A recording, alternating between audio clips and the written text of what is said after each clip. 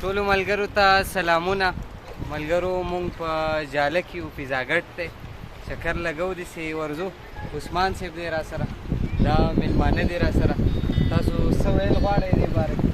موسم څنګه دی د سوال؟ بس موسم او ښکلو رنګیني خو بالکل د دوی د لازواله جذبو په تیره د عثمان به هېڅ نعم البدل نشته او نوي نوي څیزونه مستحقه دې ته به مونږ ووایو چې کشته عرف جاله تاسو به څه وایو؟ ډېر د ښکلو زه به یو شعر ووایم. ارشاد تیز ووایئ. څوک په 50 پسې خبرې کوي، زما یاران اکثر په ما پسې خبرې کوي. حد دی. څوک په 50 پسې خبرې کوي، زما یاران اکثر په ما پسې خبرې کوي.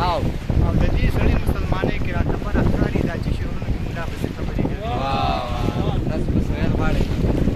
بس دغه څو افسر افغان صاحب خبره تودې ټپې درته ډالۍ چې د سیند په منځ کې ګل راکو لاسې رانکو د میو خوراکې کړمه ما یارانه کله کوله سر تور ولاړ وې د خیرو د یارېدمه له یاره زړه صبرول ګران دي په دریابونو کرښې چا راښکلې دي نه کاڼې راواخله سر ته کېده مسافري ده پکې نشته بالښتونه.